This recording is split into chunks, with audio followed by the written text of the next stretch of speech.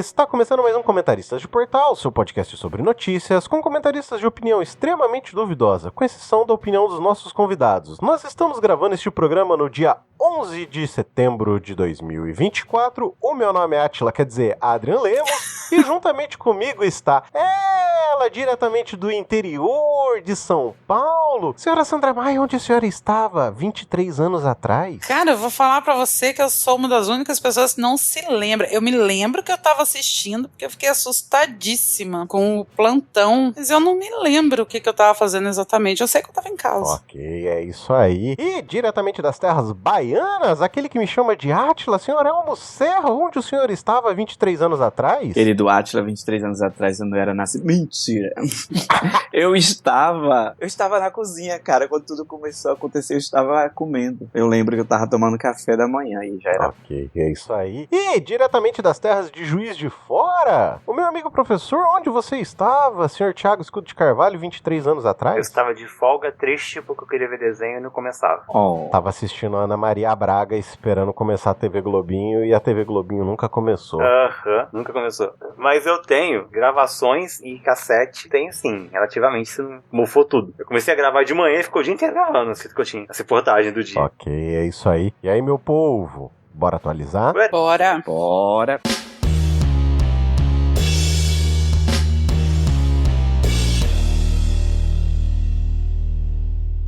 Chegando aqui na nossa sessão de recadinhos, nós unificamos os nossos formulários, então você pode enviar a sua opinião, enviar matérias, atualizações, ou então deixar o seu contatinho para gravar um episódio inteirinho aqui conosco. Mas caso você esteja ouvindo pelo Sr. Spot Flávio, por favor, nos deixe uma avaliação de 5 estrelas, já que alguém deixou uma avaliação baixa lá e acabou derrubando um pouco a quantidade de estrela que nós tínhamos. Então, por favor, nos avalie com grandes estrelas para que nós tentemos aumentar novamente no ranking. Caso também você esteja ouvindo por lá, deixa um emoji, um comentário nas nossas caixinhas. Em cada episódio você pode deixar a sua opinião também. Mas caso você queira informação de verdade, nos stories do nosso Instagram, o nosso querido Grilo Falante, Sr. Thiago Escudo de Carvalho, está sempre colocando matérias para vocês ficarem informados. Meu povo, eu sei que nós temos atualizações, eu sei que a gente tem um monte de coisa comentando nos comentários, tem atualização de notícia passada, tem um monte de coisa pra trazer, mas o host esqueceu de colocar na pauta. Porra, host. Para não deixar passar, a gente não vai falar hoje sobre o caso do Sr. Silvio Almeida, porque já foi bem falado já, né, em diversos outros podcasts, então assim, não tem tanto que a gente acrescentar. A única coisa é que haja investigação e haja punição adequada conforme a lei. Dito tudo isso, gostaria de deixar uma frase aqui de um grandíssimo filósofo da Baixada Santista, que serve pra mim, serve pra você que está ouvindo e serve pra qualquer pessoa, que diz o seguinte: cada escolha, uma renúncia. E aí, meu povo, bora comentar? Bora. Boeira? Chegando aqui na nossa sessão principal, o senhor Thiago Escudo de Carvalho, por favor, traga-nos a sua matéria. Você que manda, meu chefe. Nunca cheirei. Ok. Bom, a matéria é uma do dia 10 de setembro de 2024, do Portal Metrópolis, pela redação. Suzane von Richthofen faz concurso para o TJSP, veja cargo e salário. A menina Suzane Menina Suzane é sacanagem, né, mano? Minha já tem mais de 40, mano. Menina Suzane, tristemente é célebre. Porra! Por ter mandado os pais jogarem no Vasco, viraram saudade de camisa eterna por causa dela, namorados. Caralho, velho. Que horror. Fez concurso pro TJ em São Paulo. Desculpa, mas foi pesado essa, hein? Queria dizer não, mas deu uma pesada aqui no programa nesse momento. Baixou o Dalton no menino Thiago. Você sabe o que é mais pesado do que isso? A quantidade de terra em cima dos pais dela. Meu Deus do céu, Thiago. Mano, para, velho. Para, Thiago, pelo amor de Santo Cristo. Você cancelado, mano. Isso porque é budista. Gente, tô fazendo piada com a menina loira que matou os pais. Eu não tenho muito dó, não. Deles eu até tenho, dela não, um pouco. Mas assim, minimamente. A gente já trouxemos matéria no primeiro ou segundo episódio desse programa, se eu não me engano. O Roger trouxe. Sim. Sobre ela está, se não me engano, abrindo uma loja, alguma coisa assim. E agora ela fez concurso pro Tribunal de Justiça do Estado de São Paulo. Que dá na matéria, dá realmente os dados sobre o valor do salário, essas coisas assim. Mas ela, por ser condenada, mesmo que passe para a seguinte, não poderia assumir o cargo, né? Verifica-se antecedentes criminais. Tá aqui na matéria, se quiser. Eu não sei. Eu confio na matéria, no metrô. Um pouco. Nossa, no Metrópolis não muito. ainda? Um pouco. Minimamente, assim. Minimamente. Não tanto, faz um pouco a gente confia. É isso, gente. Não tem muita coisa a mais a acrescentar, não. Veio a matéria, a Suzane von Richthofen pode trabalhar no Tribunal de Justiça, ou não. Já tem decisão do STF no seguinte sentido. Pessoas que têm antecedentes criminais e até as que estão cumprindo pena. Se elas passarem concurso, desde que a pena não impeça o trabalho e vice-versa, o trabalho não impeça o cumprimento de pena. Peraí, se eu compreendo uma coisa, que ela não é formada ainda, né? Então, por não ser formada, acho que ela não consegue assumir em direito, ela tá estudando. Se o edital pedir ensino superior completo, daí não, pede. Ela não cumpre o que está no edital. Mas em relação à condenação, já tem decisão que se a pena e o trabalho não tiverem ali um problema ali de horário, não tem problema, e também se o crime não for referente ao trabalho. Então, por exemplo, uma pessoa que cometeu peculato, que é roubada do funcionalismo público, um funcionário público que roubou da administração pública, é óbvio que é incompatível o crime dele. No caso dela, o homicídio não é compatível com ser escrevente do tribunal. Mas por que não é? Não é incompatível. O homicídio, você matou um ser humano. Se ela vai trabalhar num lugar onde há outros seres humanos, então ela tem a ver com o trabalho dela. Só tem que enjaular ela pra sempre. Não, mas aí você tá falando da culpa cristã, onde a pessoa é obrigada a ficar marcada pro resto da vida. Não, Não, e outra, se a gente prega que ela já cumpriu a pena, porque é isso que eu acho muito errado, principalmente nesses crimes midiáticos, como o dela, como era o do Guilherme. Pra mim, como pessoa, é revoltante. Eu não vou dizer que não é. Sim. Acho que pra qualquer ser humano minimamente adequado socialmente. É uma coisa revoltante. Mas se a gente prega que o sistema carcerário, ele serve também para reinserir as pessoas na sociedade, e ela já cumpriu o que ela tinha que cumprir, ela já cumpriu a pena dela, por que a imprensa fica martelando esse tipo de coisa e por que as pessoas tentam impedir ela de seguir com a própria vida, entendeu? Ela fez, ela pagou, e daí? Agora ela vai pagar para sempre, ela não pode trabalhar, ela não pode fazer nada, mas então ela vai ser julgada e condenada eternamente. Não tô falando que ela é uma boa pessoa, não tô falando que eu queria conviver com ela, não tô querendo falar que eu seria amiga dessa coitada, não é isso, mas, sabe? Coitadinho. A gente precisa ser... Não, eu tô falando coitada no sentido cínico mesmo da palavra. Eu não tô falando isso, eu tô falando que se ela já cumpriu a pena dela, deixa. Vamos supor que ela cumpra os requisitos do edital, se ela não puder assumir um cargo simplesmente por ter uma condenação, aí vai precisar ser analisado. O que eu tô dizendo é o seguinte, já existe decisões do STF no sentido de que, se os horários baterem, se os horários forem compatíveis entre a pena, o cumprimento da pena, isso até para quem está cumprindo pena, entre o cumprimento da pena, ou no caso dela, ela já está até solta, né, até tá no aberto, e se o crime não tiver relação com a função, é possível que a pessoa possa ser empossado no cargo. Então, mas o que me pega muito é esse negócio da imprensa, porque eu me lembro quando ela ainda estava presa, caramba, toda a saidinha da mulher tinha que sair em todo o jornal, toda vez, todo ano, sabe? A mesma questão, não tem... Principalmente quando é dia dos pais, né? Matou pai, matou mãe, tá saindo no dia das mães. Gente, não é essa questão da saidinha, sabe? Mesmo que você não tenha matado seus pais, seu pai teve um piripaque, morreu de infarto, aí você não pode sair da cadeia porque você não tem pai, não é essa questão, sabe? Tem um cara da Folha, um colunista, que só escreve sobre ela. O pessoal hoje no Céu Azul tava até comentando sobre isso. Ela respira, aí ele escreve sobre ela. E sobre o concurso, era ensino médio, Thiago. Então ela pode, caso ela passe, ela pode ser, como é que diz, gente?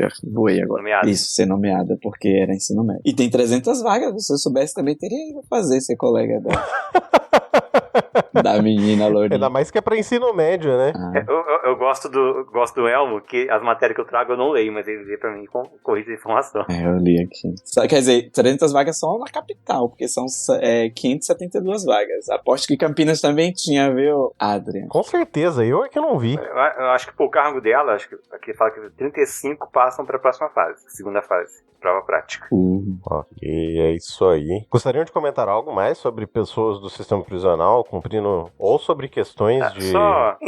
Eu sei que a Sandra tá certa, só que Sempre curioso o caso que tocou. Caralho. Meu cu, teu cu, o cu de todo mundo. Meu Deus. Que agressão gratuita. O caso é mais midiático. Mas o é interessante a sanha em julgar a pessoa. Foi esse tipo de caso que chamam matou os pais, tudo bem, é algo extremamente dramático. Aí tem crime aparentemente, né? Se eu for olhar em crimes... aquele crime que parece que qualquer um pode cometer, as pessoas são mais lenientes. E eu tô pensando especificamente em crimes ambientais e mais especificamente ainda em crimes de queimada. Que é a quantidade de gente que deveria ter sido, no mínimo, perdido a propriedade e não ocorreu por leniência do poder público nas mais diversas esferas e da sociedade também que não conta. Em relação a isso, deixa eu falar, é por isso, já faz tempo já, um amigo me perguntou o que eu achava do júri. Eu falava, nos tempos atuais, eu acho que o júri tinha que ser extinto. As pessoas não deviam mais ser julgadas por júri. Protesto. Porque assim, o que é o júri? O júri é uma instituição, na teoria, o júri é uma instituição formado por seus pares, ou seja, cidadãos como você, que dentro daquela situação apresentada pela promotoria e defendida pelo defensor, eles decidem se naquela mesma situação eles fariam a mesma coisa e assim, se você é ou não culpado por aquilo. Este seria o conceito de um júri. Muito bem. Só que aqui no Brasil tem um grande problema. Se dentro de uma situação as pessoas considerarem, enfim, o réu ou a ré inocente e dentro da questão vamos supor, um cara batia anos na mulher, a mulher resolveu matar ele, mas ele estava dormindo quando ela matou ele. Aí a defesa vai falar da questão psicológica, da questão do medo, isso e aquilo, e o promotor vai alegar que não foi legítima defesa porque o cara estava dormindo, ela não estava em perigo. Aí o júri absolve essa mulher, porque acho que todo mundo se aproveitaria dessa situação para matar cara. Eu, pelo menos, me aproveitaria. Não duvido.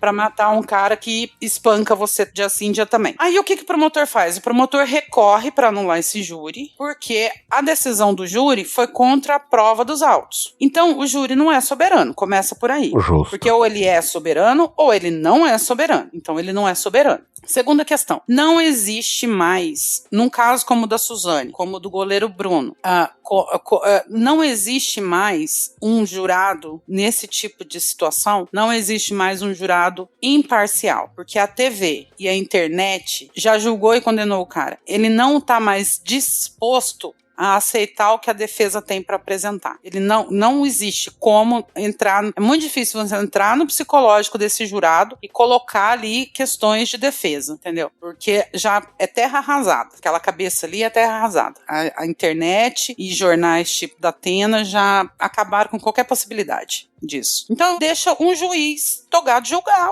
um juiz singular julgar. Ele tem conhecimento técnico, ele que julgue. Não precisa de júri mais. Sim, faz sentido. Mas por que você é contra, Elmo? Não, eu falei protesto só pra tirar sarro com sua cara mesmo, que você tava falando de jurado, eu falei protesto. Tá zoando. Mas é o que eu acho, Sandra, mas é que eu acho que nesse caso, que entra o quesito do júri popular, é mais por conta do circo da coisa. Porque, querendo ou não, esses casos que são mais midiáticos, eles ganham grandes proporções e por conta eles também ganham grande visibilidade. Por conta disso, ele ganha grande ibope quando a gente tá falando de televisão.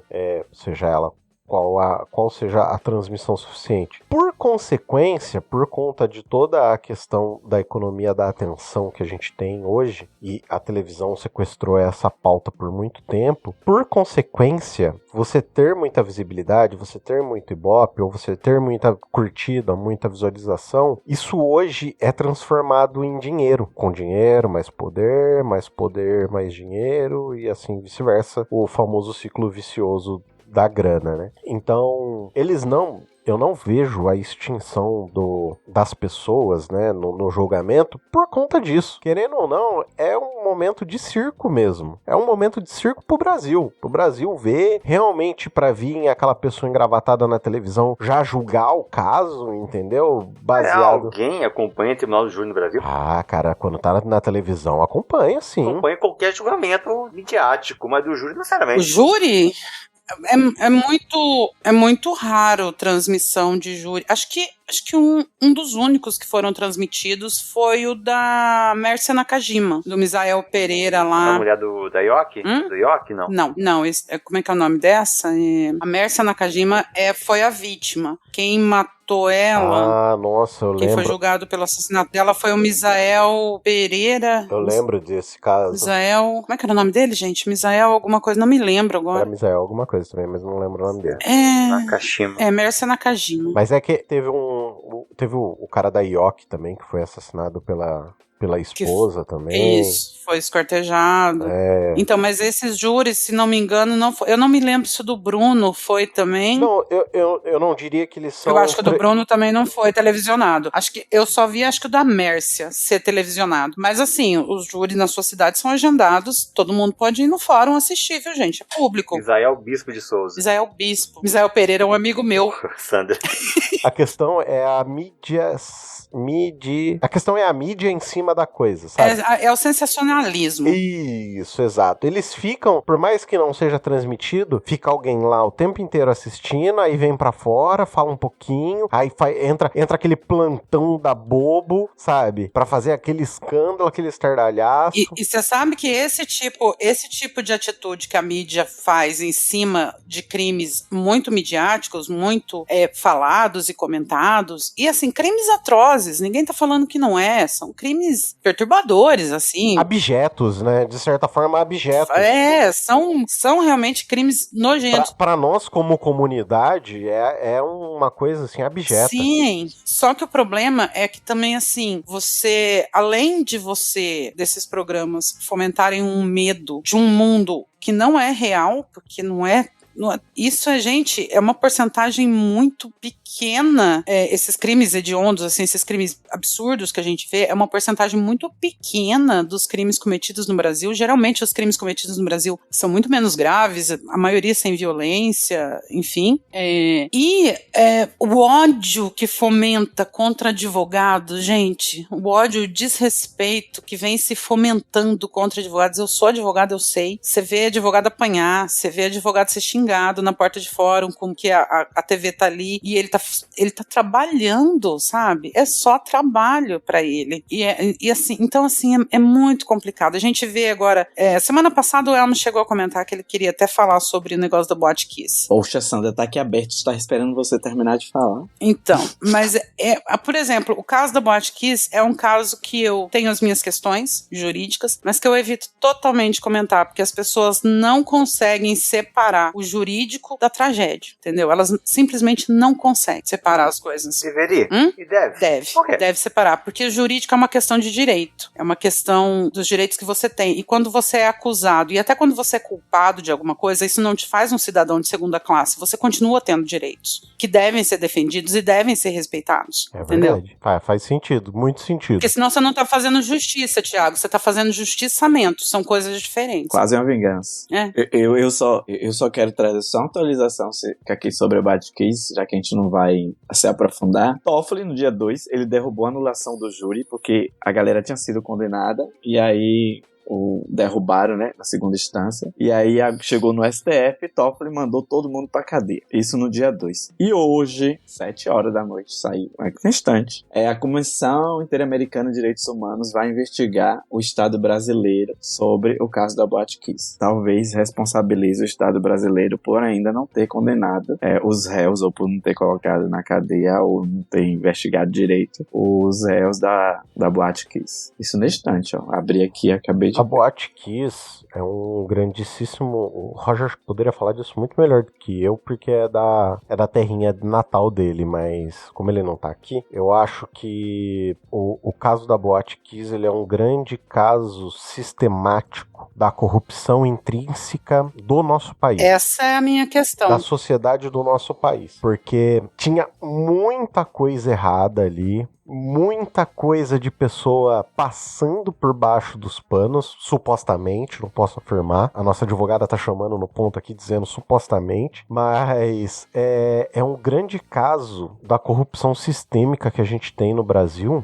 e que, sinceramente, o único jeito de acabar com essa corrupção sistêmica seria com uma educação libertadora mesmo, sabe? Para criação de cidadão, para criação de pessoas que consigam refletir e também se autocriticar. E a gente sabe que a gente tem uma educação que ela é voltada para o pensamento bancário, onde você deposita conhecimento e depois extrai esse conhecimento em forma de lucro, né? No caso, a gente forma pessoas para trabalharem, a gente não formamos pessoas para pensarem. Quando a gente forma alguém que vai entrar numa universidade, ela não tá entrando na universidade porque ela tem um pensamento crítico, ela tá entrando na universidade porque ela domina X porcentagens de conhecimentos que caem numa prova que qualquer pessoa pode acabar decorando, e com isso ela entra numa faculdade, numa universidade, seja lá o que for. Mesma coisa com concurso público. Você não, você não necessariamente seleciona uma pessoa mais capacitada para o cargo. Qualificada, né? Qualificada para o cargo. Você seleciona a que melhor decorou. Sim. Depende do concurso. Então, assim, eu que trabalho na área jurídica, me perdoem, mas a quantidade de juiz imbecil, e eu tô dizendo no sentido de imbecil, Sandra. de dar despachos imbecis. Falo mesmo. De dar despachos imbecis. Você precisa ver a quantidade de promotor estúpido que você encontra pelo meio do caminho. Não, olha, mas é um dos despachos que você fala assim, o que é isso? Sabe? E então, assim, e aí você vai ver, o cara, malemar, chegou nos 30 anos. Por quê? Porque ele saiu da faculdade, passou anos estudando, passou no concurso. Ele nunca fez uma petição, ele nunca participou de uma audiência, ele nunca fez uma sustentação oral, ele simplesmente decorou livros. Sandra. E é esse cara que passou no concurso que vai julgar a sua vida, sua liberdade, a guarda do seu filho. Você é do Paraná, Sandra?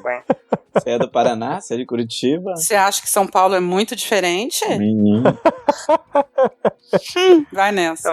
Mas concurso de magistério, acho que superior, principalmente, não é muito legal não, tá? É? Que eu vejo de gente reclamando de panelinha na hora de provar aula, de aprovação de quem tá na linha de pesquisa do departamento. Da banca, você fala? Do departamento. Ah. Sabe, história. Vai ter um concurso, aí a banca, os departamentos escolhem quem tá mais alinhado com eles, ou que já é da panelinha. Uhum. Honestamente, é o cara que tem o melhor professor. É? O concurso nesse nível tem mais problema. Mas isso até pra você fazer um mestrado, um doutorado, é a mesma coisa. Eu tinha uma colega que ela perdia em tudo, misericórdia. Aí ela não vai me ouvir, então eu vou dizer, a bicha era burrinha, viu? Quadrada, meu Deus do céu, que menina burra, Jesus. E ela conseguia fazer mestrado, ela conseguiu fazer doutorado. Eu não sei se ela chegou a ser professora na universidade lá que a gente estudou, mas porque ela tinha as pessoas certas no caminho dela. Mas ela era extremamente tapada. Acontece. Ela era muito boa. E se eu tiver ainda a oportunidade de um dia encontrar com ela, eu vou dizer isso pra ela. Até porque a gente brigou muito uma época.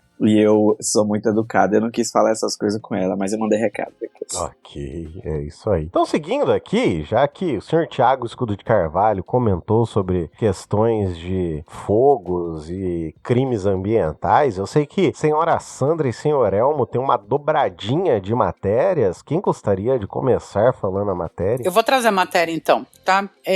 Eu vou trazer duas matérias. É o seguinte, eu e o Elmo vamos fazer um bem bolado aqui em relação às queimadas. O Thiago também acho que tem bastante coisa pra comentar sobre isso. Porque eu tô muito pistola com o governo Lula. E tô pistola de verdade. E assim, porque não pode falar mal do governo. Primeiro lugar, eu falo. Segundo lugar, foi pra isso que eu botei lá. Porque se eu quisesse não poder falar mal de governo, eu tinha deixado o anterior. Que a gente não podia falar bosta nenhuma, né? Concordo. Então, eu botei lá pra falar mal mesmo. E eu queria colocar duas matérias aqui pra vocês entenderem do que eu tô falando. Então, vou trazer uma aqui da Câmara dos Deputados, uma matéria da Câmara dos Deputados, que é do dia 22 de janeiro de 2024, que diz: o orçamento de 2024 é sancionado com veto a 5,6 bilhões com B de bananada em emendas parlamentares. A lei orçamentária anual estima a receita e fixa as despesas dos poderes executivos, legislativo e judiciário da União. E eu vou pedir para que vocês leiam. A outra complementar é do site do governo, do Ministério da Agricultura, que foi publicada dia 3 de julho de 2024, diz o seguinte: o governo federal lança plano Safra 2024-2025 com 400,59 bilhões para a agricultura empresarial. E o que acontece? Deixa eu explicar primeiro o que é o orçamento. O orçamento ele é feito num ano para o ano seguinte. E o que é o orçamento? Tanto é municipal, estadual ou federal, ele é a mesma coisa. É quando o executivo manda para o legislativo da administração pública a que diz respeito, federal, municipal, estadual, um monte de caixinhas. Então, um pouco de dinheiro a gente arrecada tanto. Um pouco desse dinheiro eu vou colocar na caixinha da educação. Um pouco do dinheiro eu vou colocar na caixinha da cultura. Um pouco de dinheiro eu vou colocar na caixinha da saúde. E assim distribui o orçamento. Aí vai pro legislativo, o legislativo discute, cada um quer puxar um pouquinho mais de dinheiro pro seu lado e decide, vota, sanciona. E aí fica daquele jeito ali. E ó, pra vocês verem, o ano passado foi feito o orçamento de 2024 e, nessa matéria que eu mandei, o orçamento de 2024 prevê o seguinte: para o Ministério da Educação foram destinados cerca de 180 bilhões de reais. O Ministério da Saúde ficou com 231 bilhões de reais. E sabe quanto foi o plano safra? No total, mais de 400 bilhões de reais. Mais de 400. É claro que nem esses 400 bilhões não vêm todo do governo federal. Vem do BNDES, vem de aporte, de vários aportes de dinheiro. Mas para o agronegócio estão dando 400 bilhões, enquanto para a saúde e para a educação, da saúde não chega a 200 bilhões, gente. Só para vocês terem uma educação, de como o professor está ganhando mal, de como as crianças estão comendo mal, de como a estrutura de escola está mal, de como tudo está mal na porra da educação. Tiago e Almo pode falar melhor, inclusive. Saúde é a mesma coisa. Tem menos dinheiro para quem está curando doença do que pro agro que está fazendo a gente ficar doente, entendeu? Só para vocês terem uma noção. E o governo tá nessa putaria de ficar dando dinheiro para agronegócio. E assim, ai, Sandra, não pode falar do agro porque é sua comida. Sua comida, o seu corpo. Porque você come 70% do que está na sua mesa, dentro do seu prato, vem de pequeno produtor. Só 30% vem de agronegócio, porque agronegócio não planta comida. Agronegócio planta commodity. Põe isso na sua cabeça. Você não tem hectares e hectares e hectares de plantando alface. Você não tem hectares e hectares e hectares. Você não precisa de hectares e hectares de terra para criar frango, para criar porco. Você precisa disso para plantar soja, para devastar um mundo de cana, para fazer um monte de pasto para botar boi. É para isso que precisa, desse monte de terra. Outra coisa, a Embrapa tem tecnologia suficiente pra gente não precisar mais desmatar. Então, só que ninguém quer investir nessa merda, porque é caro pra você implantar isso na sua fazenda. Ah, mas esse dinheiro vai ajudar pequenos produtores. Não, não vai. Porque grandes produtores são os que têm maior possibilidade de retorno de pagamento para banco. E aí, quem vai pegar esse dinheiro vai ser os grandes produtores. Porque o pequeno produtor, a terra dele é pequena e ele não tem muita condição de dar uma garantia ao banco de que ele vai ter retorno nesse empréstimo. Então, o cara quer fazer uma irrigação melhor lá para as alfaces dele, ele não consegue. Ele não consegue o dinheiro. O cara quer comprar um trator, ele não consegue. E sendo que os pequenos produtores, e isso, gente, tá incluso nisso aí, dos pequenos produtores, o povo do MST, tá? Então, esse povo não consegue financiar, não consegue melhorar, sendo que é o povo que bota realmente comida na nossa mesa e sendo que é o povo que realmente dá emprego no campo. Porque agronegócio é todo... Como é que eu falo, Thiago, quando é de máquina? Mecanizado. Todo mecanizado, obrigado. Ele é todo mecanizado, ele quase não precisa de gente. Quem precisa de gente é o pequeno produtor. Então, é onde mais tem trabalho, é o que põe comida na nossa mesa e é o que menos consegue. Essas merdas desses 400 milhões não vai para ele, muito pouco desse dinheiro vai acabar na mão deles e tá essa patifaria dessa queimada. Então, assim, eu tô muito pistola, mas assim, full pistola, sabe? Por causa dessa patifaria de governo, porque é um blá, blá, blá, agora falou que vai mandar pro Congresso, Lula falou que vai mandar pro Congresso uma regulamentação, eu não entendi direito o que é, mas que vai montar lá um sistema de prevenção e isso e aquilo para queimadas e tal, não sei o quê. Primeiro, tomar atitude depois que o leite tá derramado não dá pra catar mais, sabe? Mas antes tarde do que mais tarde. E segundo, é um governo hipócrita nesse sentido, sabe? Muito do hipócrita, muito do safado, do sem vergonha, porque fala de meio ambiente, mas você não vê atitude. Exatamente. Você não vê ação do governo em relação a que nem o Thiago falou, que o Thiago vai explanar melhor depois. Você não vê punição pra esses caras, você não vê. Muito pelo contrário, sabe? Os caras não perdem a terra, o cara não paga multa, o cara não tem nada que esses caras sofram na pele, porque o governo não coloca isso. Então, assim, eu tô com ódio. Se tem uma coisa que eu tenho hoje, é ódio, sabe? Aí, pronto. Ela tá virando bolsonarista, é muito ódio pra uma pessoa só. Ah, não, dá raiva. Não é nada. Tá certo, Itachi. Você é fraco. Te falta ódio. Então, olha, os maiores fundos de investimento e tal que investem no agro são os bancos. Eita, bote um aqui, viu? Por favor. Um banco aí laranja. O Banco Laranja? É, o Banco Laranja. O Banco Laranja que tem um I na logo? É, eles fazem aquelas propagandas, vamos salvar o meio ambiente, aquela surra toda. Eles são os maiores investidores. Eles têm fazendas.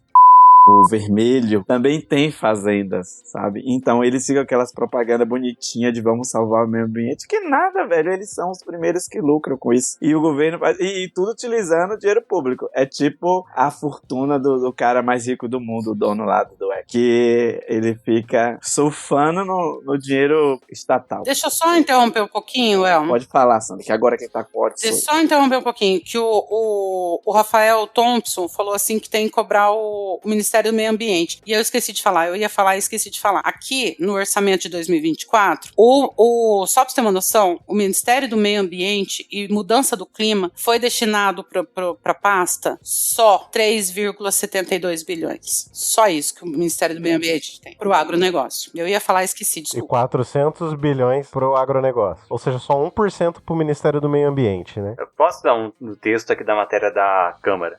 A LOA estima a receita e fixa a despesa dos poderes executivo, legislativo e judiciário da União para o exercício financeiro do ano. Em 2024, a maior parte dos gastos federais continuará sendo com o refinanciamento da dívida pública. Valeu, cerca Bolsonaro! de 1,7 trilhão de fucking reais. Explica melhor o que é essa questão de dívida pública, senhor Thiago, porque eu não sei se todo mundo tá familiarizado com isso. Todo estado tem dívida. É o dinheiro que ele pega emprestado para movimentar a economia, precisa de verba, de alguma coisa. Ele emite títulos da dívida que eu compro, você compra, os bancos compram em demasia, com a promessa de uma futura remuneração, de ser remunerado no futuro. Isso que é a dívida pública. Pode ser nacional, internacional, tanto faz. E a nossa hoje, o que a gente paga, não é para diminuir a dívida. Eu não chego ao final de 2024 devendo menos, o governo, o Estado, devendo menos do que devia no final de no começo de 2023. A dívida cresce, porque todo o dinheiro que entra no superávit primário, que é o que o governo tem que economizar, onde vai cortar na educação, no meio ambiente, na saúde, não é para pagar a dívida, é para pagar os juros da dívida. Que continua crescendo a cada ano. Entendi. E aí entra o Banco Central aumentando juros, para quê? Para remunerar banqueiro. Então, assim, vou tentar fazer uma analogia aqui para ver se fica mais simples o entendimento e ver se eu entendi também melhor essa questão. Digamos que eu deva R$1.000 no cartão do Roxinho. E aí eu não pago o cartão nesse mês, no mês seguinte é aplicado juros. Então, sei lá, é 16% de juros. Então no mês seguinte é os R$1.000 mais os 16 de juros, certo? Semi-certo. Por quê? Porque não é que você deixou de pagar. Você pagou semi-certo. Por quê? Porque não é que você deixou de pagar. Você pagou. Você pagando, você vai continuar com a sua dívida de 1.000, vai passar para 1.020. E você pagou, sei lá, 5, alguma coisa assim. Eu paguei 5 dos 1.000 e... Como que é? Eu não entendi. Pera, calma. Você pagou uma porcentagem lá. Beleza. Sabe, por exemplo, o valor... Deixa eu olhar de novo aqui. Para o ano corrente. O gasto com os juros da dívida é 1,7 trilhão. Isso é o que o governo tirou do orçamento na LOA, na previsão. Para pagar os juros. Para pagar 1,7 trilhão para pagar os juros da dívida. Não é porque a dívida vai ficar menor. Não a dívida em si. A dívida vai continuar rolando. Porque a gente tem o valor da dívida e o valor dos juros, certo? A gente só paga os juros, não paga a dívida. Não diminui a dívida. Então, ou seja, a dívida sempre tá rolando juros. Até aí, é normal. Sempre mercado não quer que se pague dívida. Entendeu? O mercado, não é interesse do mercado pagar a dívida porque eles vivem dos juros da dívida. Entendi. Por exemplo, os Estados Unidos deve 34 trilhões de dólares. Bota isso pra real, que eu não sei nem quanto fica. 34 trilhões de dólares em dívida pública. certo? E os donos dessa dívida dos Estados Unidos é principalmente a Arábia Saudita e a China. Se esses dois países fossem agora, nesse exato momento, cobrar tudo que os Estados Unidos deve a eles, a China é a maior detentora dessas dívidas, os Estados Unidos iam embora e a economia mundial também. Então eles não têm interesse de querer sanar a dívida, eles têm interesse só nos juros, que é pago ali certinho. Entendi. Quando o Trump tomou poder, quando ele foi eleito, ele disse que ia fazer isso e aquilo com a Arábia Saudita. A Arábia Saudita mandou intermediário para os Estados Unidos e falou bem assim, sabe a dívida que vocês têm comigo? Eu posso querer cobrar ela agora, então você não vem tirar onda comigo não, porque senão eu arraso com a economia de vocês. Isso, quando a Arábia Saudita supostamente fatiou aquele... Foi acusada de fatiar aquele repórter lá. Aí Trump voou até a Arábia Saudita e foi, tipo, lá conversar com o cara dizendo, é bem assim e tal. Então eles ficam essas coisas com a China, mas a China pode fazer a mesma coisa qualquer dia desse. Sabe quando você compra título da dívida pública? Sim. Mais ou menos. É como se você estivesse emprestando um pouquinho de dinheiro pro governo pagar esses juros, entendeu? Exatamente. Se você quiser resgatar, o governo garante que vai te pagar, mas é com um pouquinho de juros. Maior do que a poupança. Por isso que esse povo manda investir essas coisas assim, LCA, LDB, essas coisas. Entendi. Aqui, ó. A dívida, o site do TCU. A dívida bruta do governo geral, DBGG, que abrange o governo federal, estadual e município, diminuiu de 78,3% do PIB em 21 para 73,5% do PIB em 22, totalizando 7,2 trilhões. Caralho. Isso em 2021. Você vê, por que não tem verba para o governo? O que o governo tem que fazer? O que é o mercado? O que é o mercado? O Campos Neto tá preocupado com os juros. É porra nenhuma. Eles querem que o governo corte despesa pra poder pagar faça arroxo salarial pra pagar de banqueiro. Dívida, exatamente. E o Bolsonaro aumentou essa dívida e muito com as decisões que ele tomou para tentar comprar voto. Ele aumentou muito essa dívida. Supostamente para comprar voto. Supostamente nós não sabemos. Não sabemos para que foi o aumento dessa dívida. Agora, voltando ao meio ambiente, o investimento do agro, ele vai para destruir o meio ambiente. Basicamente. Porque se você pega o que tá acontecendo hoje aí, aqui no Nordeste, a gente não tá vendo muito isso. Principalmente aqui na Bahia e tal. Os incêndios ainda não começaram, porque tem a época de incêndio aqui também. Mas o que tá acontecendo no Brasil hoje, e literalmente hoje, porque choveu no Rio Grande do Sul, chuva preta, a chuva lá caiu preta por causa da fuligem, da fumaça que tá descendo da Amazônia, passa pelo Pantanal, e os rios aéreos flutuantes que chegam até os rios aéreos, que chegam até o Rio Grande do Sul, tá levando, ao invés de água, tá levando agora fuligem, fumaça. A fumaça tomou conta do centro-oeste, tomou conta do sudeste, tomou conta do sul do Brasil todo. Consequência do quê? Em parte da seca que a gente está passando agora e em parte dos incêndios causados pelo agro, que recebe dinheiro muito mais do que o Ministério do Meio Ambiente, que é o que é utilizado para poder sanar os problemas ambientais. Então o agro provoca problemas e a gente não tem dinheiro para poder conter esses problemas. E é aqui que entra as minhas duas reportagens que eu vou trazer aqui. Então eu vou falar logo e aí a gente discute logo fumaça, fogo, agro e... Tô com ódio igual a Sandra agora. Eu vou puxar aqui a minha primeira notícia. A primeira matéria que eu tô trazendo tem como título: Queda da população de morcegos impulsionou mortalidade infantil nos Estados Unidos, aponta estudo. Essa matéria ela não tá assinada, mas ela é do dia 5 de setembro de 2024 e a gente encontra lá no site da UOL. A matéria diz basicamente o seguinte: em 2006, teve um problema nos Estados Unidos com os morcegos. Eles foram afetados por um fungo invasor que não tinha lá nessa região dos Estados Unidos, e esse fungo, ele acordava o morcego da hibernação antes do tempo. Caraca. Aí tava lá no inverno, o morceguinho lá dormindo, coitado. Então ele acordava antes do tempo e ele saía à procura de comida. Só que no inverno a quantidade de comida é muito reduzida. Então ele ficava fraco, não conseguia vencer o frio intenso. Então esses morcegos começaram a morrer. Aí a população desses morcegos começaram a diminuir. Nessa região onde a população de morcego diminuiu, o que aconteceu? Houve um aumento da quantidade de insetos. certo? Os insetos começaram a atacar as lavouras, e aí o agro lá nos Estados Unidos teve que aumentar em 35% a quantidade de pesticida, que eles chamam de defensivos agrícolas. Então eles colocam mais veneno nas lavouras para poder matar esses insetos, que antes era alimento do morcego. Só que o pesticida, depois de anos de estudo, esse estudo chegou à conclusão que o pesticida fez crescer em quase 8% a mortalidade infantil nessa região dos Estados Unidos, na região onde os morcegos foram reduzidos. Gente, isso trouxe a morte de 1.334 crianças, a mais do que o normal, certo? Então, o pesticida está matando crianças, porque é preciso utilizar para matar os insetos, porque o ser humano está afetando o ambiente dos morcegos, fazendo com que a população de morcego seja reduzida. 3 coisas foram principais para o desaparecimento desses morcegos. 1, o fungo, porque era invasor, e ele chegou lá nessa região por conta das mudanças climáticas. Gente, eu ainda não cheguei à conclusão do que usar para falar sobre o antigo aquecimento global e que o povo chama de crise ambiental ou distúrbio ambiental. Parece até que o clima... Crise climática. Crise climática. Parece que o clima deu a doida e falou, entrou em crise, né? Mas não, é a gente mesmo que... É estranho. Estou em crise. Está em crise. Dá um remédio pro clima que passa. E também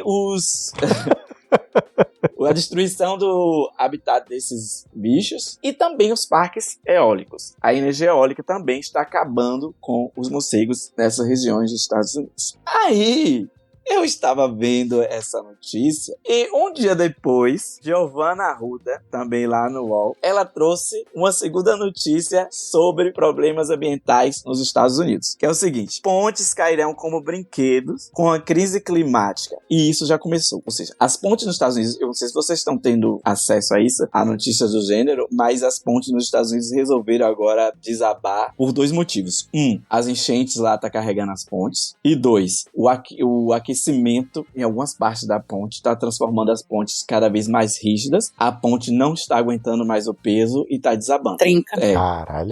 No mês passado mesmo, em Nova York, ali que liga Nova York a Manhattan, uma das pontes ela travou e os bombeiros passaram 3 horas jogando jatos de água para poder esfriar a ponte, para ela poder abaixar. Ela travou aberta para passar o barco e aí eles não conseguiam mais baixar a ponte por conta da temperatura. Então as pontes nos Estados Unidos estão caindo e chegaram à conclusão que essas pontes estão caindo por conta do aquecimento global, por conta da crise climática, por conta do... Falem mais alguma coisa, gente, que se dá um nome que é tudo a mesma coisa, porque a gente está destruindo o meio ambiente. Capitalismo. Tudo isso, certo? Então são 2 notícias aqui que mostram: 1, as mudanças climáticas já estão afetando o ser humano, porque antigamente se achava que não, vai afetar lá o meio ambiente, não vai chegar na gente. Já está matando crianças. E 2, já está mexendo na infraestrutura. Os Estados Unidos está perdendo milhões de dólares por dia por conta de uma das pontes que ligavam um estado a outro, e essa ponte era ferroviária e o trem era de carga. E agora o trem de carga não está mais ligando um estado a outro. E está tendo problemas na distribuição de mercadoria dentro dos Estados Unidos. E isso por conta de quê? Por conta das mudanças climáticas, que parece ser uma coisa simples, mas que aqui no Brasil o que a gente está vendo é em forma de fumaça. Então eu quero que a gente fale agora sobre os incêndios e o que está acontecendo, principalmente aí onde vocês estão, porque por aqui a gente está de boaça. Por enquanto. Deixa eu só complementar essas notícias com algumas outras coisas que aconteceram em relação à estrutura da cidade e tal. Há alguns anos atrás, e eu já trouxe esse comentário aqui no programa, 2 coisas chamaram muita atenção. O aeroporto de Londres precisou fechar, porque estava tanto calor que o asfalto da pista derreteu, porque o asfalto deles é diferente do nosso, porque como lá neva, o asfalto deles é macio, porque tem aqueles pneus de trava, de pininho, essas coisas assim, de pino, e eles colocam corrente. O asfalto deles é macio, não é igual ao nosso. E tava tanto sol, quer dizer, Tiago, desde quando inventaram o asfalto? Pavimentaram ruas? Tempo, 100 anos, direito nem isso. 100 anos? Mas então, vamos colocar 100 anos. Há 100 anos eles fazem esse tipo de coisa. E agora o asfalto tá derretendo, porque o país tá mais quente. Outra coisa, eu lembro de um vídeo Cadê a Chave? Que eles estavam indo, eles moram no Canadá. O Leon e a Nilce. O Leon e a Nilce moram no Canadá e eles estavam saindo de casa, indo para um hotel, porque na casa deles, eles não tinham ar-condicionado, não se achava para comprar um ventilador. As casas no Canadá são vedadas, as janelas não abrem, porque lá é muito frio, e quando neva, não pode ter possibilidade de entrar aquele frio todo para dentro de casa. E por causa também do aquecimento da casa não sair, é vedado. E as pessoas estavam morrendo dentro de casa por conta do calor num lugar que as casas são vedadas de tanto que neva e faz frio. Outra questão, isso da parte de estrutura que eu queria lembrar que já aconteceu também. Outra questão, este ano, no primeiro semestre desse ano, nós batemos recorde de casos de dengue no país. E por que os casos de dengue estão aumentando no país? Porque além do tempo tá todo descontrolado, é muita chuva, é muita coisa, a gente fudeu tanto com as coisas, fudeu tanto que o mosquito se prolifera e não tem predador, porque a gente arrebentou com tudo. Não tem sapo, não tem um passarinho, não tem uma coisa pra comer os benditos dos mosquitos, das larvas dos mosquitos. As lagartixas não dá conta de comer os mosquitinhos. As lagartixas não...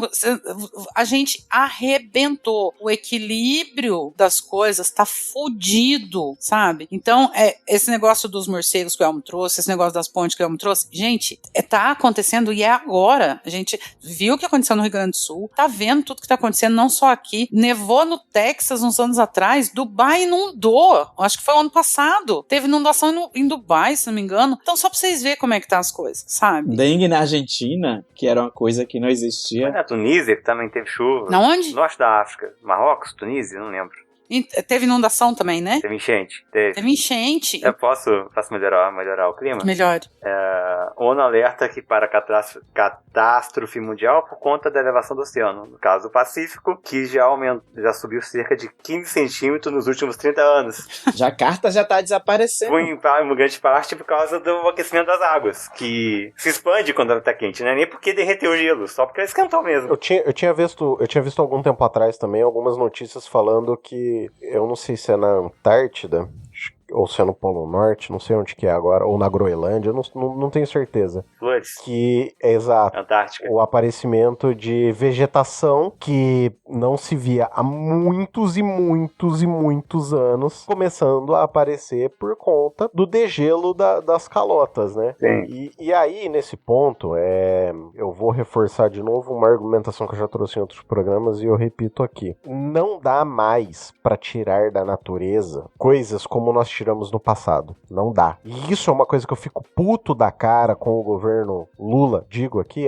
não, você não pode... Vou reclamar assim, vou falar assim. É que o governo brasileiro está tentando furar poços de petróleo próximo da bacia amazônica. Então assim, mas esse petróleo, ele vai ajudar na transição energética. Não, filho da puta! Tá na hora de fazer a transição agora, sem esse petróleo, sem contar com isso. Não vamos contar.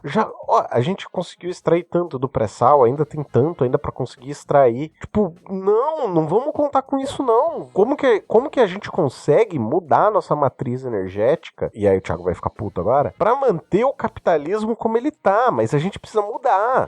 E aí, eu vou abrir aqui, porque o senhor Thiago, eu sei que ele vai querer falar algo contra o capitalismo. Eu? Não. O capitalismo, eu já falei, ele é autofágico, porque com essa seca que tá tendo agora, hoje, neste momento, esse fumacê todo, o seu arroz, meu amor, ele vai subir. O seu feijão vai subir. O meu vai. O do bilionário não. O do latifundiário não. Exatamente. Então você acha... Depois você vem falar porque o governo... Não, o governo é um filho da puta mesmo, que tá dando dinheiro pra quem não deve. Mas assim, não me venha colocar a culpa só em má administração, independente de quem tiver no governo. Sim. A culpa é sua, a culpa é nossa, que a gente não pressiona por melhores condições em relação ao Ministério do Meio Ambiente. Marina Silva fica falando lá, e ninguém quer ouvir. Exatamente. Sabe? Cadê grana pra ela fazer as coisas? Cadê um projeto de punição? Cadê o dinheiro pro aporte do ICMBio? Cadê o dinheiro pro aporte do IBAMA? Cadê a reforma agrária? Cadê o reajuste pros servidores? Estão lá indiferentes. Exatamente. Então, assim, não me venha depois com choradeira. Gente, olha, vocês têm que fazer cocô dia sim, dia não pra proteger o meio ambiente. Vocês não estão levando a coisa a sério. Ai, meu Deus.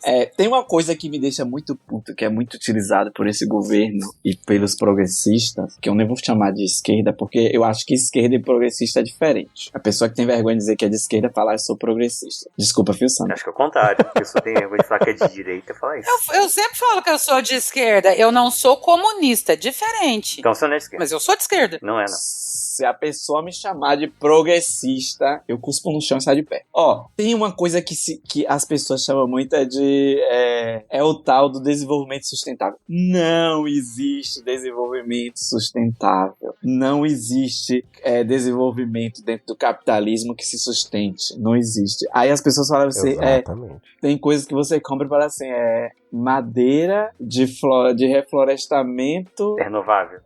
Aí aquela Renovável. lindo, né? Não é renovável. Não é renovável, você tá ocupando um mar. Gente, na verdade são desertos verdes. Não é reflorestamento. Um monte de coisa com monocultura, sabe? Não tem nada de ambientalista nisso. O Roger esses dias estava numa empresa que eu não vou dizer o nome, que eu conheço muito bem, porque eu fui visitar eles lá. E aí eles levam a gente num pedacinho de Mata Atlântica, que coisa linda e tal, mas não deixa a gente visitar a área que eles plantam de eucalipto aqui na Bahia, que tá destruindo tudo por aqui, tá causando um ressecamento no solo, que daqui a um tempo não vai nascer mais nem eucalipto e floresta também não vai ter condição de ter lá. Eucalipto, diga-se de passagem, que não é nativo do Brasil. Não é. A soja também não, e é plantada aqui à torta e à direita. Não, ok, mas quando a gente fala de florestas, né, e quando tem essa questão de pinheiros, eucaliptos, essas coisas assim são utilizadas para fabricação de papel, né? Móveis também, mas mais fabricação de papel. Com a utilização de MDF, que é um negócio abissal, assim, parar pra pensar no MDF, não dá nem pra gente chamar de madeira direito. Mas assim, quando a gente fala dessas questões, muita gente não leva em conta de que você está abrindo áreas, ou áreas que foram abertas antes, que foram destruídas a parte da Mata Atlântica, no caso aqui de São Paulo, a maior parte é da Mata Atlântica. Essas áreas foram degradadas em algum momento, porque assim, a quantidade de área de mata que a gente tinha no Brasil em 1500 é absurda, entendeu? Então assim, você teve um degradamento nesses 500 anos, e ali você plantou, né, reflorestou, entre aspas, com uma flora que não é nativa do país. Expulsando a fauna. Exato. E aí, uma questão que eu tava ouvindo um paisagista falando, cara, a fala dele foi muito maravilhosa, porque ele falou assim, por que, ao invés da gente colocar essa fauna asiática, essa flora asiática, essa flora dos Emirados Árabes, ou, sei lá, de qualquer outro lugar do mundo, coloque aqui o país que você quer chamar de seu, por que você vai utilizar essa flora se aqui no Brasil nós temos uma flora diversa, extremamente bonita, e aqui eu posso falar, no sul tem as araucárias, mais pro interior da Mata Atlântica tem os ipês, e dentre outras plantas, outros que podem ser citados. Por que a gente não faz a utilização daquilo que a gente tem local? Porque muita gente faz o consumo de cultura, e aí aqui dá para extrapolar, você faz o consumo de cultura de outros lugares, e por consequência essa cultura ela fica introjetada em você de forma subliminar. Então você passa a achar bonito os pinheiros chineses porque você está consumindo, sei lá, um produto dorama. Eu sei que Coreia e China não são a mesma coisa, mas você está consumindo um produto que aquilo está muito mais inserido. Ou sei lá, nos Estados Unidos mesmo, que a cultura americana é uma das culturas que estão mais emprenhadas no nosso país, que tem a questão daqueles pinheiros que tem muito nos Estados Unidos. Eu não vou saber agora o nome certo para dizer, mas esse é o ponto, sabe? A gente vê como bonito coisas que fazem parte da nossa cultura. O Átila. O Átila. Oi. Átila, que merda. Adria. Diga. É mais barato você produzir eucalipto Sim. do que você, cultivar araucária. Você sabe a história da araucária? Elas viveram junto com os dinossauros há 200 milhões de anos. Elas é é um tipo de árvore extremamente velha. Meu Deus. Em relação às outras. Mas voltando, porque às vezes eu divago. É caro você plantar algumas árvores nativas. E outra coisa, se vocês observarem onde são plantados os eucaliptos, por exemplo, é em lugar onde tem muita água. Aqui na Bahia só se planta eucalipto em lugar onde existe muita água subterrânea. E eles vão secando essa água subterrânea toda. Causa um ressecamento do solo. Daqui a algum tempo não vai poder mais plantar eucalipto e também nada nascerá naquele lugar. Porque eles acabaram sugando toda a água, ressecando todo o solo. Também muda a bioquímica do solo também. E aí perde os animais, porque quando você tem um tipo só de flora, também você vai ter só um tipo de fauna. E aí os animais desaparecem. Acontece que aqui não se encontra mais alguns animais, né, na região onde tem eucalipto. Alguns micos já não frequentam mais a área, a maioria dos pássaros também não. Os anfíbios também não suportam. E aí vai modificando tudo. O meu pai, já contei aqui, ele era administrador de fazenda. E ele sempre falava, eu não vou saber falar o nome, gente, mas ele sempre falava assim, do rodízio que você tinha que fazer na fazenda. Então, assim, onde você estava plantando cana, você plantava cana por um tempo, depois você mudava o que via plantar lá, porque senão o solo degrada. Por quê? Degrada. Então você muda. Eu não sei, eu só tô falando o que ele falava, Thiago. O porquê não é esse, é diferente do que você tá pensando. Então, aí tinha que fazer o rodízio de plantio ali naquela determinada área. Você ia mudando o que você ia plantando de tempos em tempos, assim. É porque um tipo de vegetal tira um tipo de nutriente e outro tipo de vegetal deposita esse nutriente que o antigo tirou. Só que hoje existe tecnologia de você adubar o lugar, de você inserir de outra forma. Sim, mas a questão não é essa. Qual que é, Thiago? Não é esse o ponto. Igual ponto, Thiago. Por que você se dá o trabalho de fazer o rodízio na sua propriedade? Porque é a sua fazenda, é a sua propriedade. Você tem uma relação com aquele lugar. É a fazenda do seu avô, você vive lá, ou era a fazenda do seu avô. Ele vivia lá e tinha que criar. Vivia diretamente do solo, do trabalho dele. Ou tinha empregado, o que fosse. Não era um latifúndio. O latifundiário, ele tá se fudendo se o terreno da fazenda que ele tem agora vai virar um desertão de terra vermelha que vai fazer tempestade de fumaça. Ele só vai mudar de lugar. Mas tem a ver esse negócio de você mudar o tipo de plantação, tem a ver de você fazer bem pro solo ou não faz diferença nenhuma? Pai, Sandra, eu escrevi até um artigo ano passado sobre isso e quando eu tava na universidade também. Então o correto seria mesmo fazer isso. Que meu pai falava que tinha que fazer. De adubação verde, que é que você aduba o solo através de vegetais, fazendo esse rodízio, para que o que um vegetal tira, o outro deposita, e aí sucessivamente vai fazendo isso. O pousio, né? Só que... A Idade Média fazia isso no feudo. Você ia rodando o cultivo. Você tirou o trigo, botava batata e botava trevo. Trevo ajuda a reter hidrogênio no solo, eu acho, não é? Hoje tem um amendoim, tem um amendoinzinho que você também planta para poder adubar o solo. Que também não é brasileiro. Quando eu escrevi o artigo, falei sobre ele, mas eu nem sei se é brasileiro. É indiano, né? Asiático. Só que a tecnologia agora permite você colocar, fazer adubação e não precisar mais fazer esse rodízio, porque a tecnologia mudou. E o governo dá dinheiro para isso. Não, e tem aquele negócio de você também fazer plantio junto com a mata originária. Agrofloresta. Alguma coisa tem assim. Tem outro nome. Alguma coisa assim. Que provavelmente, você fazendo isso, você vai gastar muito menos, ou sequer você vai usar agrotóxico, Exatamente. por exemplo. Porque como a mata tá cheia de passarinho, de rã, de isso, de aquilo, vai comer todos os bichinhos ali da tua plantação, vai cuidar de tudo ali pra você. Só que não é interessante. Ô Sandra, você tá sonhando, meu amor. Eu sei que eu estou sonhando. Não é interessante, não. Não é interessante, não é lucrativo. Não é lucrativo. Não é lucrativo, exatamente. O que eu estou dizendo é que soluções há várias. Existem soluções. Elas estão disponíveis. Os estudos estão aí. A gente sabe coisas há milênios, que nem o Thiago falou. Lá no Nilo já se fazia. A gente sabe de coisas há milênios. A gente tem tecnologia avançada. A gente sabe como devia ser. Mas não, a gente continua batendo o pé na mesma merda. A gente continua fazendo as piores escolhas possíveis. Entendeu? Mas não há salvação sobre o capitalismo. Tentar reformar o capitalismo é como tentar perfumar a merda. Não vai ter salvação. O capitalismo não vai se auto-reformar para evitar o colapso. O consumismo... Sim.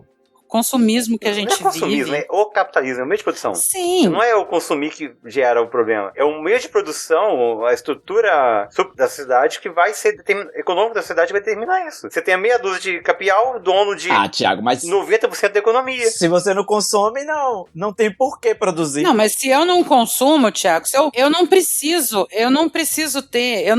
comprar uma calça jeans a cada 3 meses. Não? Entendeu? Eu não preciso comprar uma camiseta a cada 3 meses. Lembra quando a gente comprava fogão, geladeira e televisão e se durava? 20 anos. 20 anos. Passava de vó pra neta. Hoje em dia, não. Cara, gente, o capitalista, ele não precisa que você compre para ter lucro. Ele só precisa que o Estado continue pagando o juros da dívida para ter lucro. Porque ele vai tirar o dinheiro num piscar de olhos da indústria para colocar na especulação. Ele não tá nem aí que o mercado desaqueceu, não tá vendendo. Você tá foda-se. Ele vai lucrar porque o governo vai investir, injetar dinheiro nele. Faz sentido. Mas eu sei, mas a gente tem umas culpas, Thiago. A gente tem umas culpas nas coisas. A gente tem Então, culpa... minha filha, se você tem culpa, se radicaliza, se filia um movimento de esquerda Thiago, e vai lutar pela revolução. Transforma isso em uma coisa eu útil. não vou pegar uma foice e um machado e sair nua, gritando todo poderoso sovietes por aí, Thiago. Aí também não, Mariane. Uma foice, um machado foi foda, hein? Machado. Um martelo. É o Jason, né? Uma foice, o foice e o machado botada no cavalo. Uma máscara de hóquei. Karl Marx agora se revirou no O túmulo. subconsciente da gente entrega, né?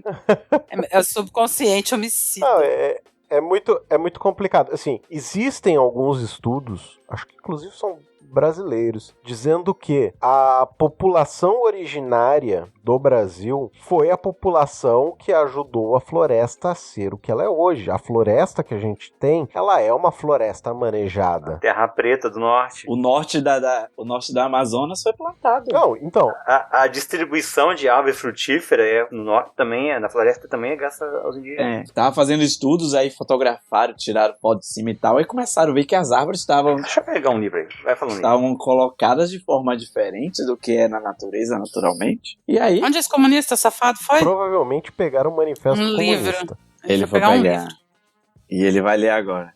Coloca aí Não sei se eu vou ler não, porque eu tava lendo, eu não indiquei no começo, mas fica a indicação agora. Eu comprei o 2 do Ayrton Krenak, A Vida Não É Útil e Ideias para Evitar Adiar o Fim do Mundo. Por enquanto eu só li A Vida Não É Útil. Eu acho que ele falou alguma coisa interessante que tá marcado, você vai falando, eu vou lendo aqui.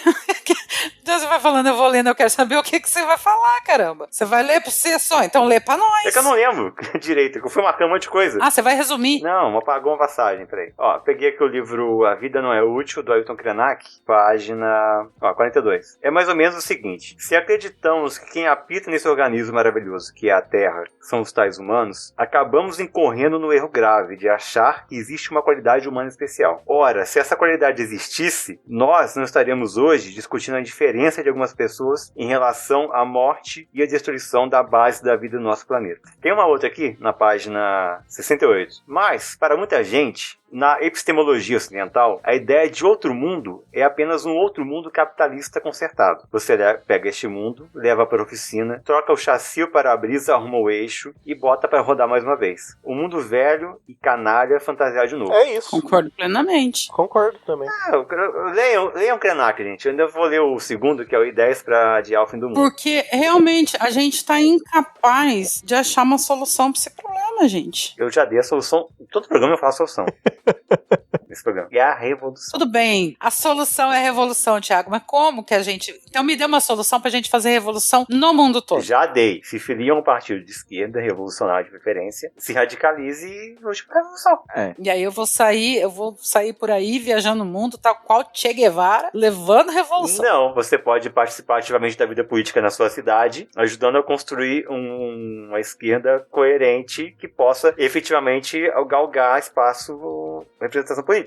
No seu sindicato, no seu na sua prefeitura, né? Na sua Câmara de Vereadores. Uma pergunta, quem sabe já tem candidato para vereador e prefeito? Já. Ah, meu Deus. Eu? Isso não.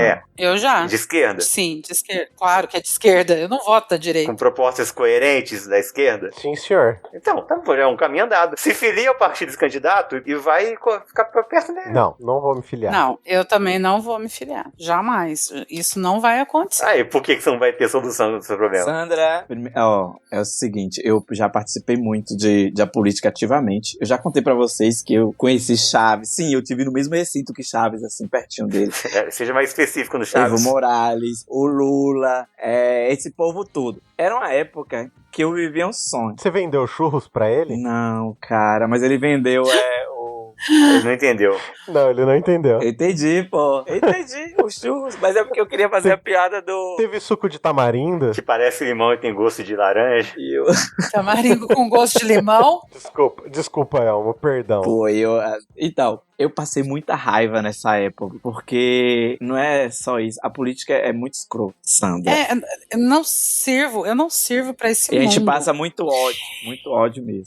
Eu tento fazer as coisas que eu acho que devem ser feitas e que estão ao meu alcance de outras formas. Então, por exemplo, faço parte da Comissão da Assistência Judiciária da OAB, sou aliada na luta LGBTQIA+, faço parte da Comissão de Direitos de Combate à Homofobia e Direitos LGBT da OAB. Esse tipo de coisa, eu acho que está ao meu alcance, é minha obrigação. É política, Sandra. Sim, é política, mas é uma política que eu consigo fazer. Agora, me filiar a um partido e aguentar todas as coisas que envolvem um determinado partido e o que é necessário para que seja realizado certas coisas, não é para mim, não dá para mim.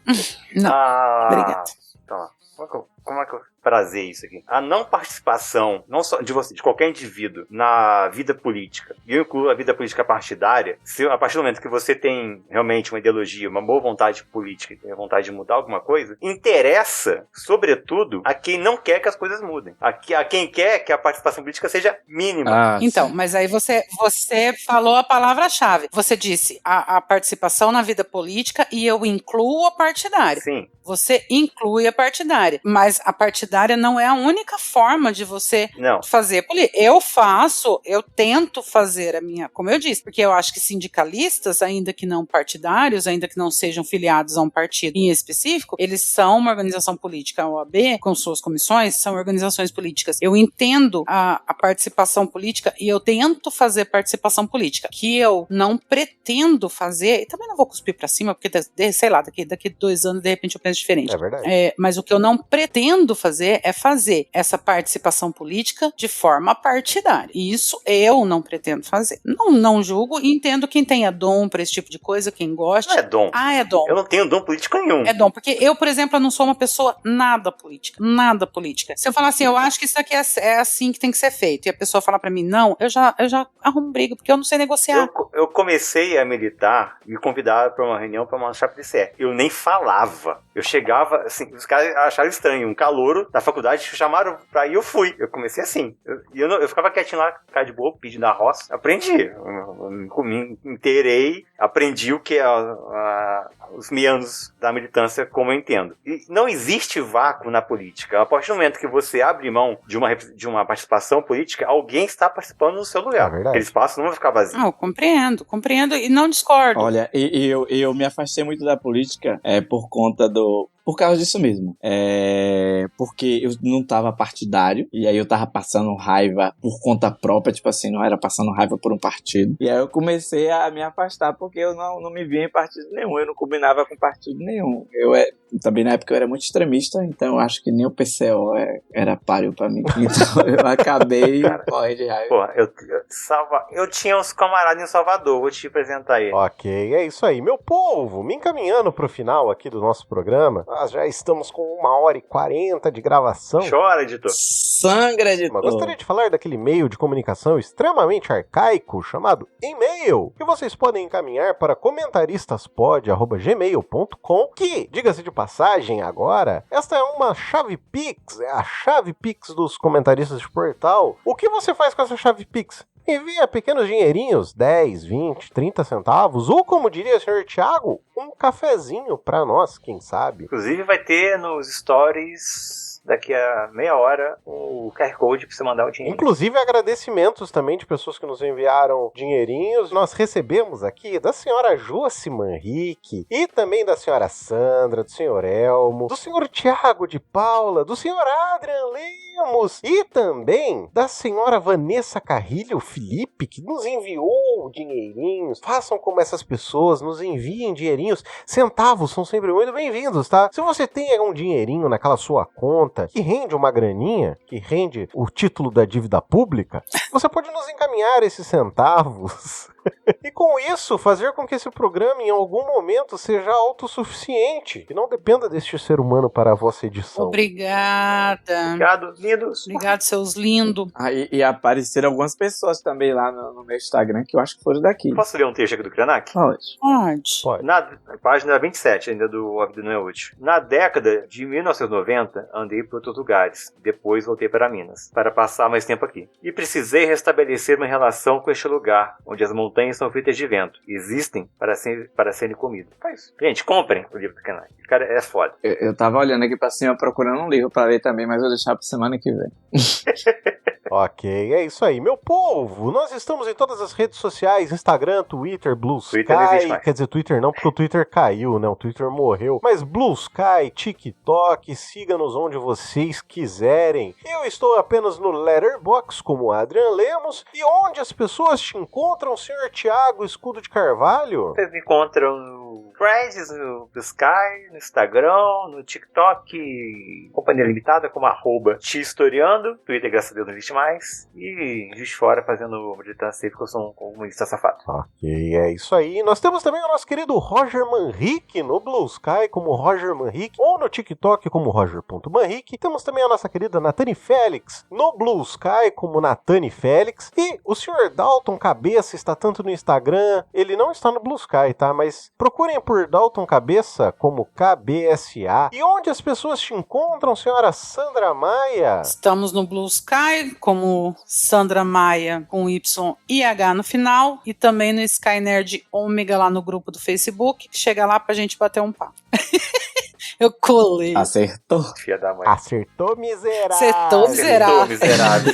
Ok, é isso aí. E, diretamente das terras baianas, onde as pessoas te encontram, senhor Picolé Baiano? As pessoas me encontram lutando contra as grandes corporações, contra os Batmans da vida, e também no Blue Sky como Nemo Serra, no Instagram como _Nemo Serra. E se você saiu daqui e foi lá me procurar em alguma dessas redes sociais, fale comigo, diga de onde você veio e pra onde você quer ir. Ok, é isso aí. E, por último, mas não menos importante, gostaria de deixar um abraço para todas as pessoas que nos acompanharam em live nesta quarta-feira, para o senhor Thales Eduardo Nicoletti, para a senhora Laís de Moraes, para a senhorita Estúdio Jolini, também para a senhora Josi Manrique, para o vizinho Flé, para Drizzy, que eu não sei se é ele, ela ou elo, para a Sara, para o senhor Rafael de Paula Thompson, para o senhor VTC, por último, mas não menos importante, e com tudo isso dito, a gente fica por aqui. Um grandíssimo abraço, até o próximo programa e tchau, tchau. Tchau. Beijo. Beijo, tchau. Episódio próximo.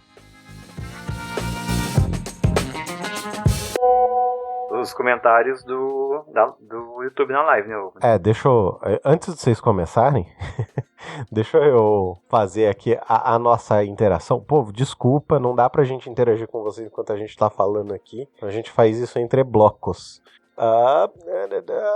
Acho que o último foi do Vizinho Flex.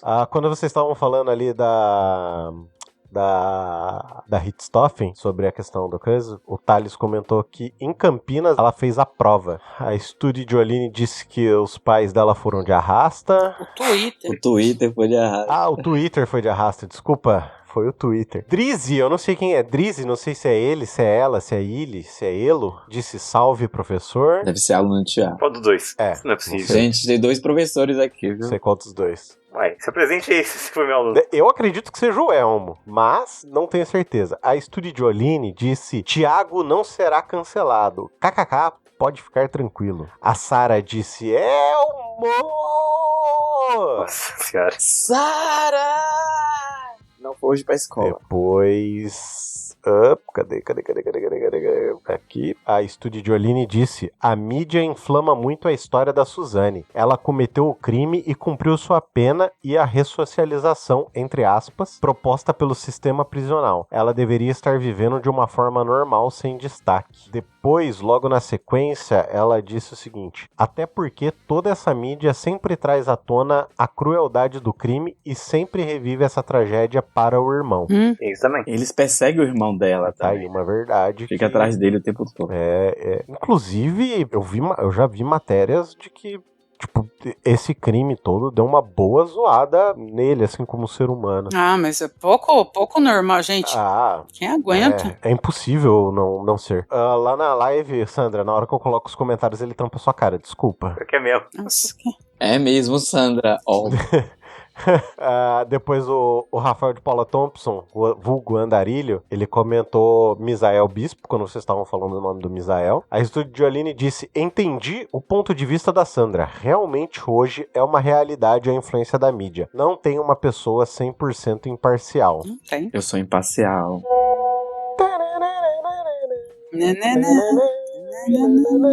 Eu quero fazer uma pergunta a vocês enquanto ele tá. Quem faz mais? Quem fez mais pelo mundo? Foi Batman ou Thanos? Thanos. Cadê Dalton agora? Não disse que é melhor, mas fez mais. A única burrice dele foi ter eliminado metade de forma aleatória. Era pra ele fazer escolha. Ele poderia ter escolhido a metade que ele ia destruir, entendeu? É uma discussão que eu vivo tendo com o Jonas. Esse isso. foi o único problema dele. Agora, quem vence? É o Batman ou o Superman? Superman. Fala que o Batman é fanboy. Nenhum dos dois. Eles não existem. O Dalton, vou ligar pro Dalton aqui, peraí, né? Você dizendo que é fanboy. Nenhum dos dois. Eles não existem. Não, o Superman é praticamente indestrutível. Eles não existem, Sandra. Você nunca assistiu Sheldon, não? Foi? Apesar de que o Thanos também não. Sabe, eu acho uma coisa de pessoas completamente indesejáveis. Quando a gente está discutindo sobre personagens fictícios, a pessoa fica falando que eles não existem. Mas eles não existem. Vocês são inconvenientes. Você faz parte daqueles Você tipinho. acreditar que ele existe não muda o fato deles não existirem. Não, eu não acredito que ele existe, mas eu acredito em conjecturar atitudes e questões. O Laís, o Batman, ele cria o círculo perfeito. Vai ler aí, Não, peraí. A Laís disse o seguinte aqui. Gente, eu vou comentar todos os comentários. Só vou comentar porque ela tá falando de Batman, tá? Batman é tão interessante que por culpa dele, Gotham é uma merda e por causa dele, Gotham tem algumas melhores. Ou seja, ele cria o problema pra ele mesmo resolver. Sim, ele é um capitalista. Mas ele é bilionário, Por cara. Ele não precisa trabalhar, mano. Ai, Adrian, ele não existe. Aí ele pode sair batendo em pobre. Ele é o pior personagem pra mim que existe. Tiago, fala pro Adrian que ele não existe. Eu te falei outro dia que o certo alguém não existe, você O Batman e o Elon Musk é pau a pau. Pra mim Não vamos começar nessa discussão inútil, onde inclusive eu tô certa. Nunca terá, nunca estará. Não vamos começar a discutir isso de novo, que nós ficamos um dia inteiro debatendo isso. É a mesma coisa se hoje Elon Musk resolvesse colocar um chapeuzinho preto de Zorro na cara dele e saísse batendo em pobre na Califórnia. utilizando a Starship pra poder se locomover de um lado ao outro do globo. Porque ele tem dinheiro suficiente pra não ter a necessidade de trabalhar e sair por aí batendo em pobre. Ele é o Batman, gente, da atualidade. O Batman é o personagem mais escroto que existe. Então, mas essa é a questão que eu vivo discutindo com o Jonas, que eu já discuti com o Jonas em relação ao Thanos. Porque o Thanos devia, o erro dele foi ser aleatório. Tá, mas quem disse que ele tem questões morais suficientes ou equivalentes, ou sei lá eu, pra ele julgar quem é que ele ia botar pra Que fora? também não Você existe. já viu o tamanho do exército das naves dele? O Thanos, obviamente, é um bilionário também, espacial. Sim, É. Justo. É verdade. sim, também. Faz sentido. E ele é mais rico do que o Batman, porque a riqueza dele é interestrelar.